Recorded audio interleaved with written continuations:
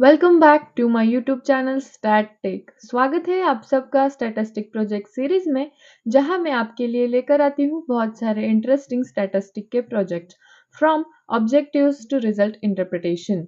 And आज हमारा 7th project topic है डायमंड एनालिसिस, जिसमें मैंने यूज किया है सैम्पलिंग मेथड्स का। डिफरेंट डिफरेंट सैम्पलिंग मेथड्स मैंने यूज किए हुए हैं एंड डायमंड के जो प्रॉब्लम्स होते हैं उनको भी सॉल्व किया हुआ है।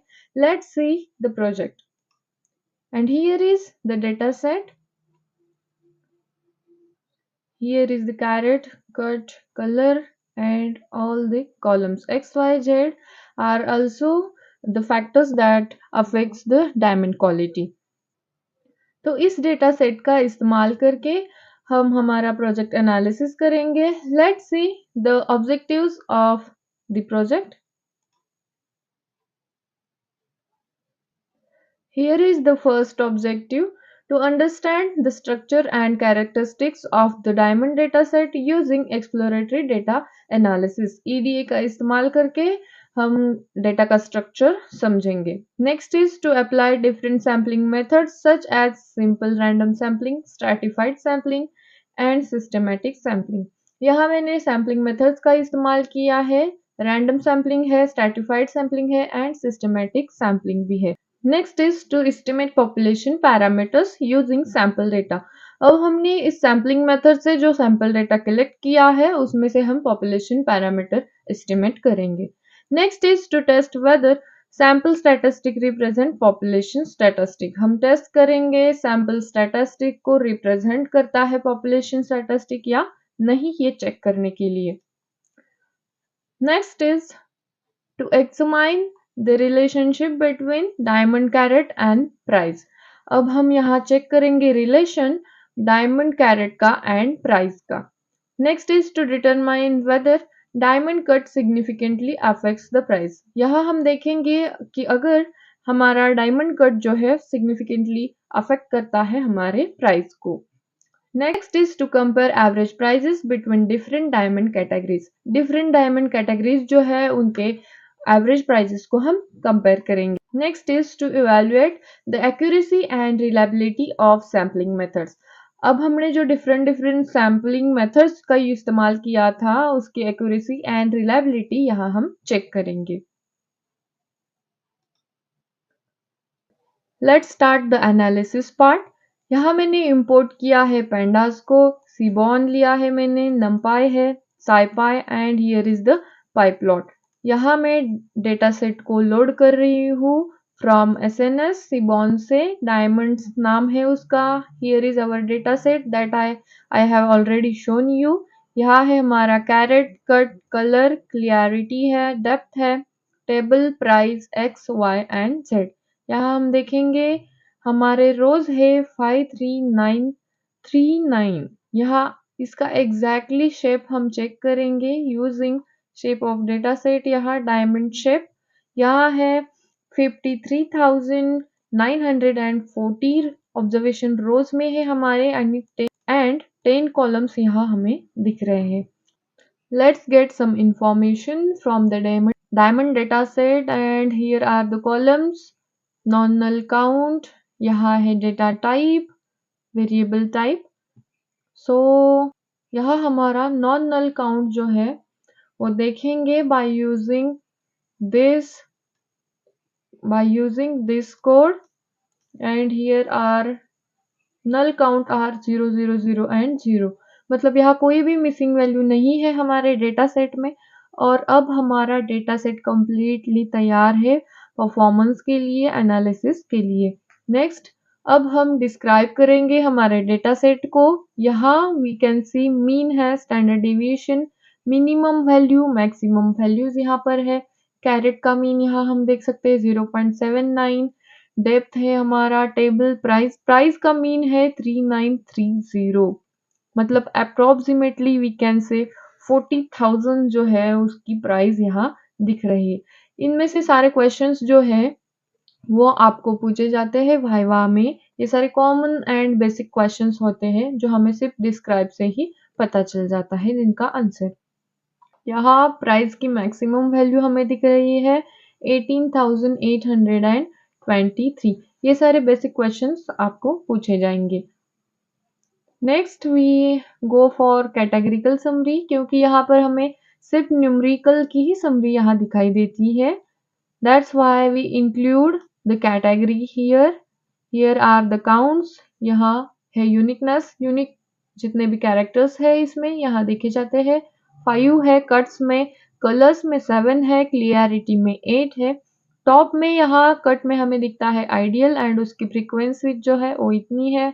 कलर में टॉप कर रहा है जी, उसकी फ्रीक्वेंसी 11,000 तक है एंड क्लियरिटी जो है उसमें से SI1 जो है वो टॉप पर है एंड उसकी फ्रीक्वेंसीज इतनी है।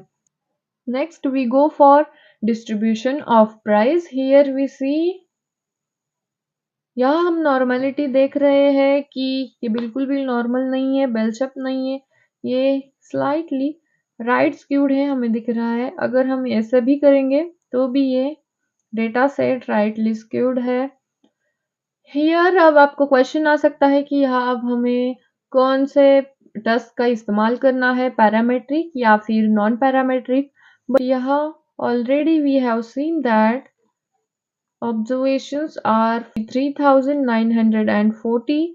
That means our n is greater than 300. Then by using CLT we can perform the parametric tests and as well as the non-parametric test. So now I am going to find outliers here. Here हमारी value जो है price, वो price हमारा start होता है from this value to this and ये सारे outliers जो है वो हाई प्राइस में ही फाउंड हो रहे हैं from this value to this. Here are the outliers. Next I am going for the diamond cut count plot.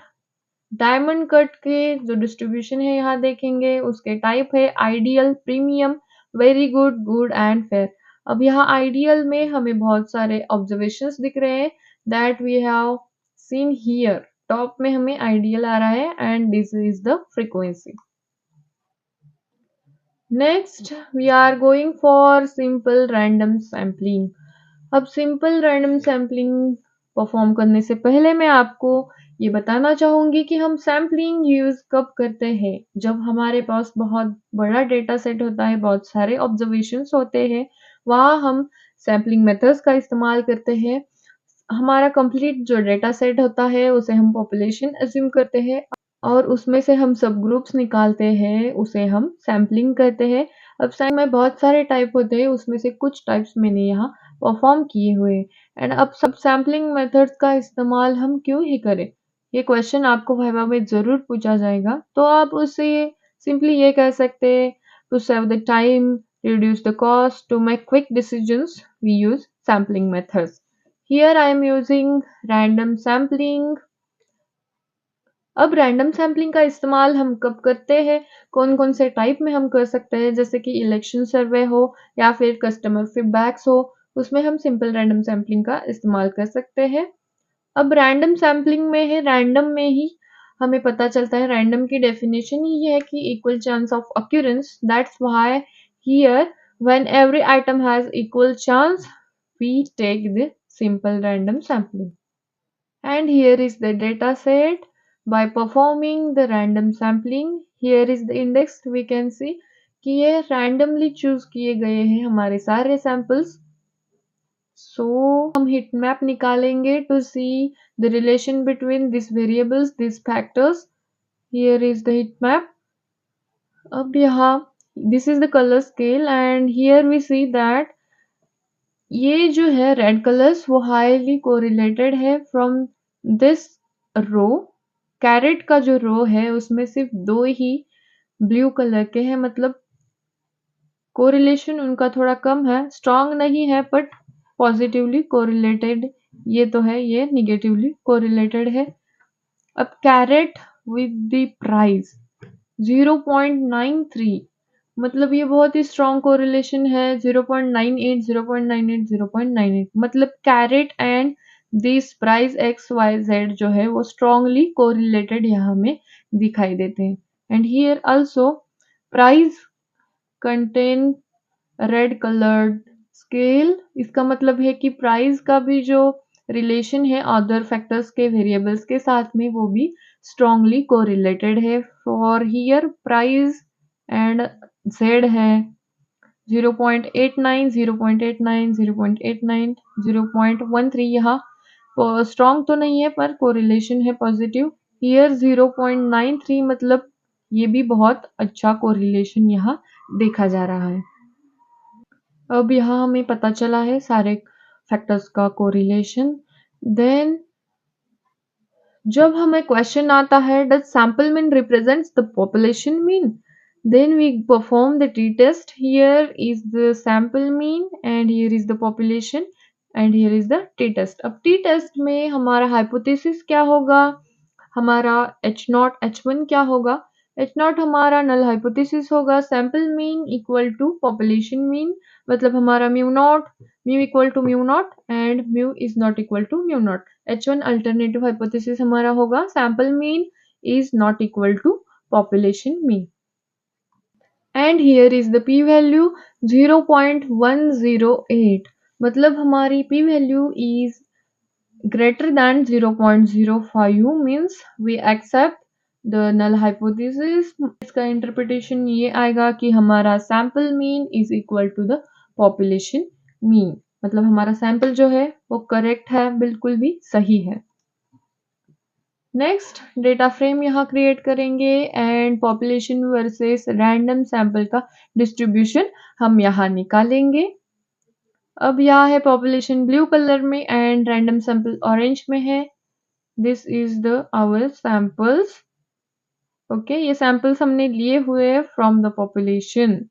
Here we see now from our objectives by using carat and price हम यहाँ correlation देखेंगे। Pearson correlation हम यहाँ use कर रहे हैं, या हम अपना हाइपोथेसिस डिफाइन कर सकते हैं। एच नॉट हमारा अल्टरनेटिव हाइपोथेसिस होगा, there is no relationship exist, and H one हमारा अल्टरनेटिव हाइपोथेसिस होगा, relationship exist. And here is the p value 3.5077 into e raised to -214। इसका मतलब ये है कि हमारी p value is very very smaller than 0.05। That's why we reject the null hypothesis and accept the alternative one. मतलब हमारा correlation है वो पॉजिटिव है, as carat increases the price also increases। if our caret is decreases, price is also decreases। next we go for stratified random sampling। अब stratified sampling हम कब use करते हैं, जब हमारे पॉपुलेशन में डिफरेंट डिफरेंट ग्रुप्स होते हैं, तब स्ट्रैटिफाइड सैम्पलिंग का हम इस्तेमाल करते हैं। एंड यहाँ हमारे ग्रुप्स है, हमारे डायमंड कट्स। हियर यहाँ हमने स्ट्रैटिफाइड सैंपल्स निकाले हैं and this is our data set.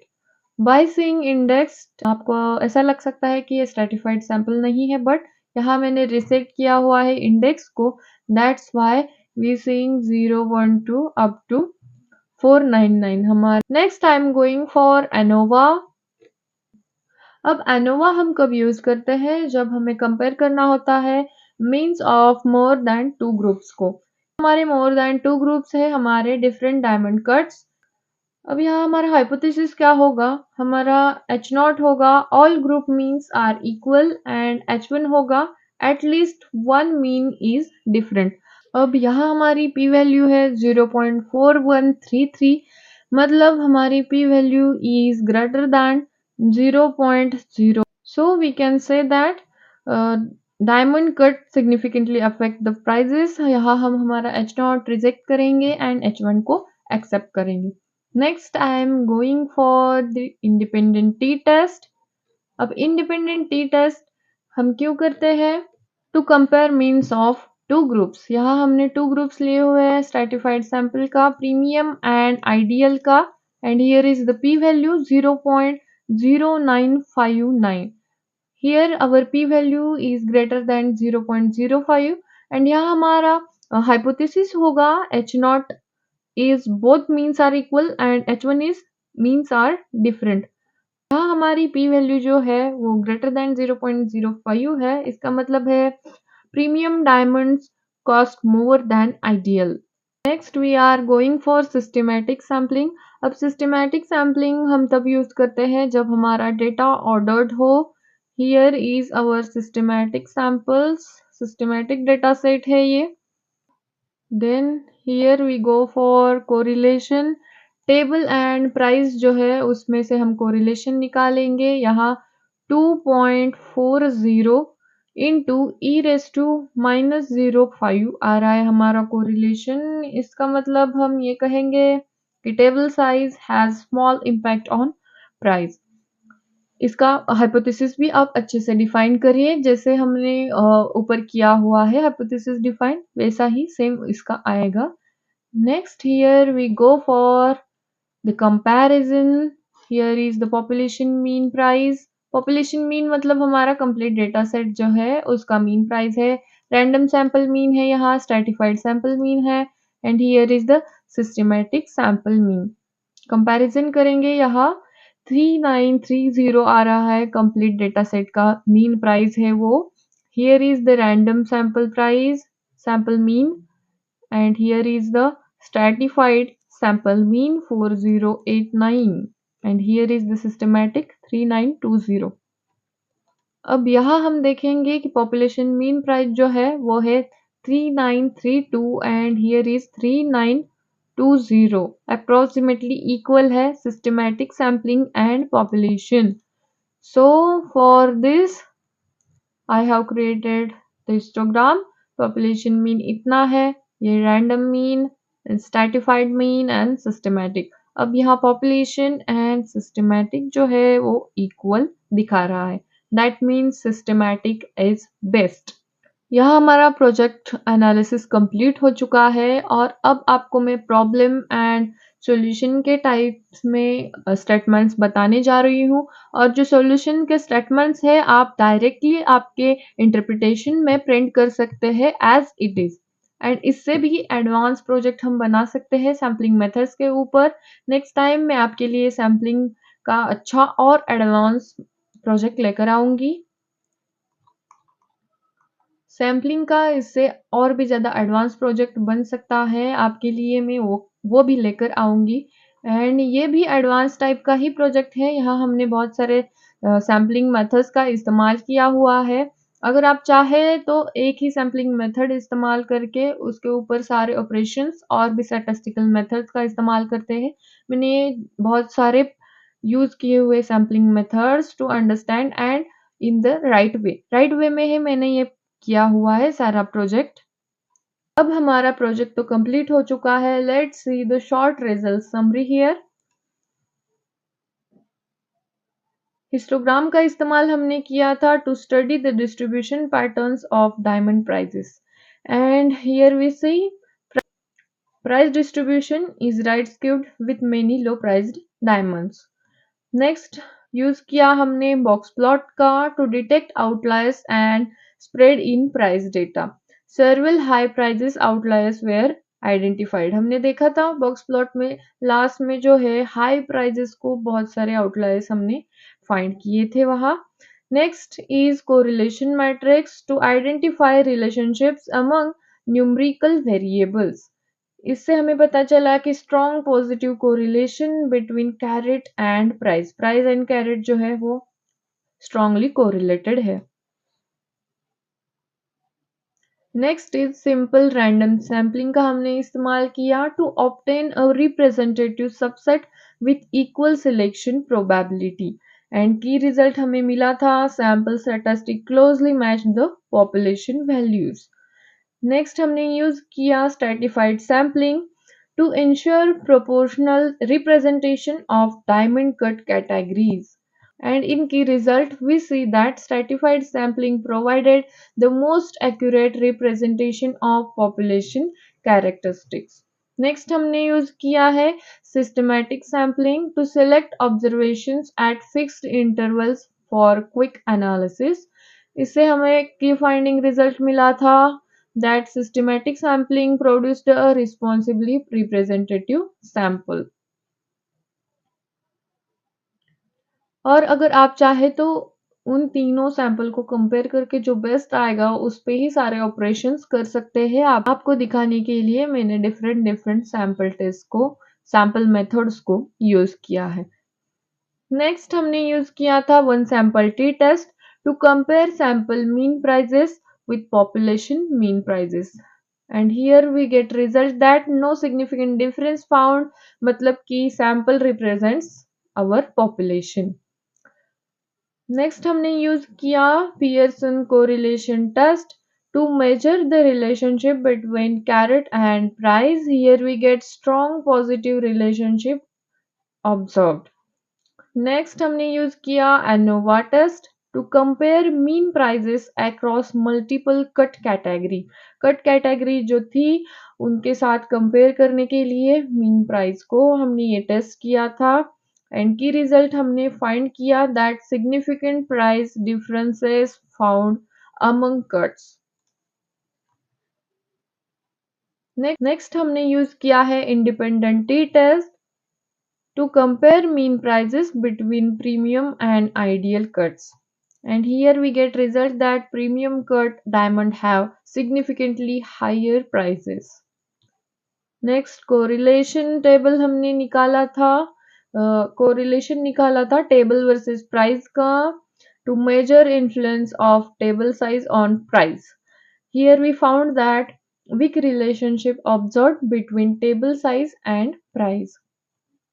Next हमने डिस्ट्रीब्यूशन कंपैरिजन किया था to evaluate similarity between population and sample distribution. Here we get sample distributions closely matched the population pattern. Next मैंने आपके लिए सिंप्लीफाई किया है डायमंड प्रॉब्लम्स को with the help of solutions.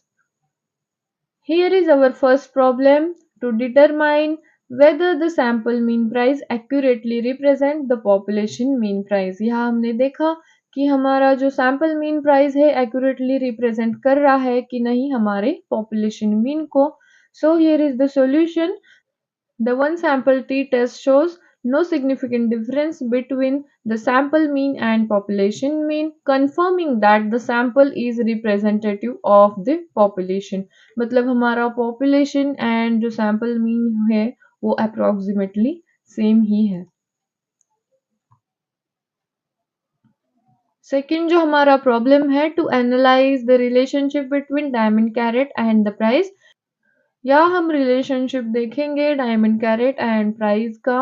तो in the sentences in the statement how we can represent that correlation analysis reveals a strong positive relationship, that means that indicating that as carat weight increases diamond price also increases, if diamond carat weight decreases then also diamond price decreases। Third problem is to examine whether diamond cut quality affects the price। Here is the solution by using ANOVA। ANOVA results demonstrated a significant difference in prices among different cut categories, confirming that cut quality influences diamond value। यहाँ influence कर रहा है हमारा cut quality on the diamond value।